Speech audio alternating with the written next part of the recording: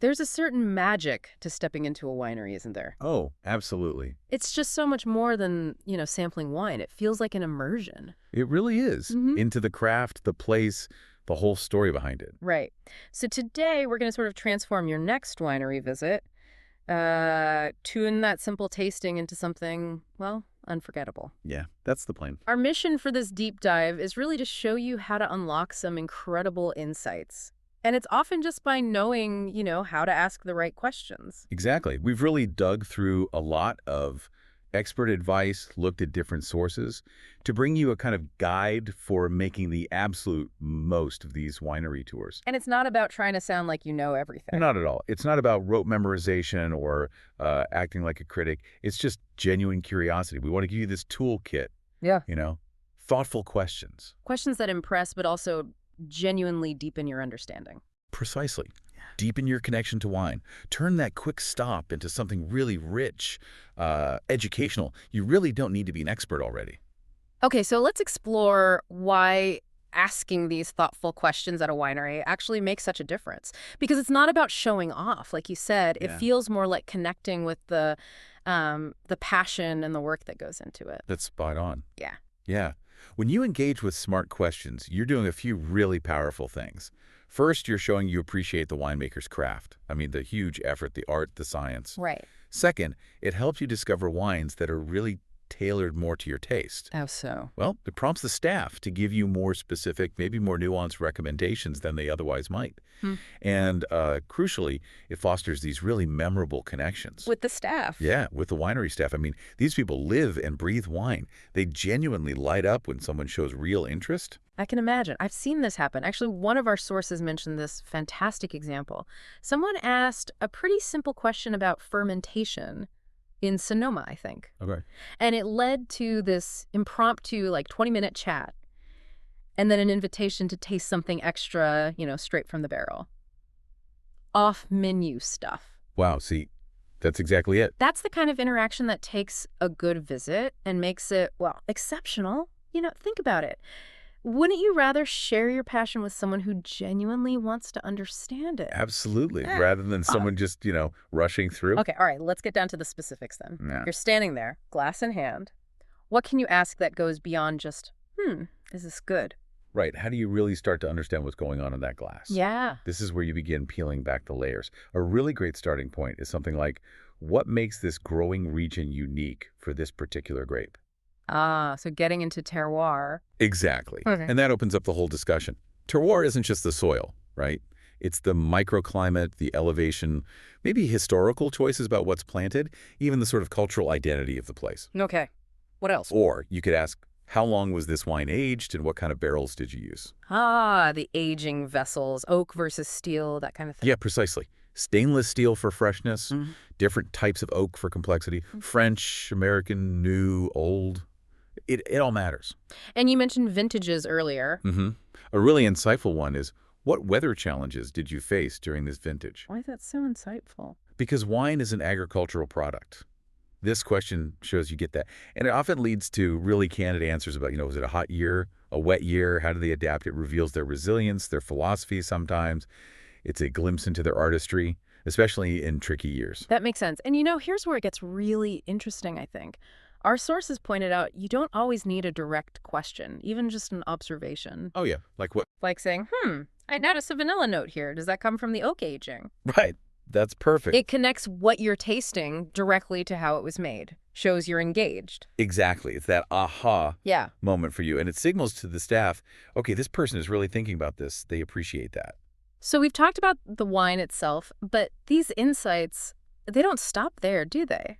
What about the place? The winery, the vineyard, uncovering the heart and soul. Absolutely. You want to think about questions that reveal the winery's unique story, its narrative. Like, what's the story behind the winery's name? Or maybe the label design? Oh, I like that. Yeah, it often uncovers fascinating family history or maybe entrepreneurial journeys, sometimes just historical quirks. One source shared a great story. Asking that in a small Napa vineyard revealed it was actually one of the first female-owned wineries in the whole valley. Wow, that's amazing history you'd just miss otherwise. Totally. Another vital area now is sustainability.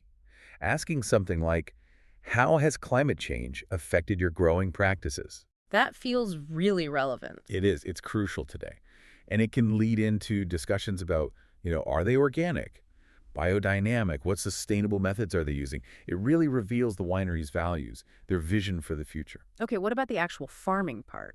For a great practical insight into the winemaking decisions, try asking, how do you decide exactly when to pick the grapes? Ah, the harvest decision. Yeah, this gets into that delicate balance, ripeness the sugar versus freshness the acidity. It touches on weather forecasting, intuition. That experience built over years, it really deepens your appreciation for the whole agricultural side of it. It seems it's not just what you ask, though. It's also how you ask it. Let's maybe talk strategy for sparking really engaging dialogue during the tasting itself. That's a great point. The secret really is open-ended questions. Questions that invite a story, not just a simple yes or no. Okay, so instead of asking, is this wine popular? Right. Try something like, what do people usually say when they taste this for the first time? It just invites more of a narrative. I see. Or you can ask, what inspired the winemaker to create this particular blend? Or maybe, does this wine represent the winery's typical style? What about getting personal recommendations? A question that often leads to really candid recommendations, maybe some insider tips, is what's your personal favorite wine that you produce and why? Ooh, I like that one. Yeah. It shows you're interested in the human element, not just the tech specs. It connects you with the passion of the person actually pouring the wine for you. And thinking about expanding your own palate, our sources mentioned asking for sort of unexpected food pairings. Oh, yeah, that's a fantastic one. It can lead to some real surprises, apparently. I remember reading about a winery suggesting Riesling with spicy Thai food. Right. Something you might never think of. But it can be a revelation. That kind of question really broadens your appreciation for how versatile a wine can be. Okay, so we know what to ask. But just as important, maybe more so sometimes, is knowing how to be a, respectful and appreciative guest. Let's cover some etiquette. Definitely.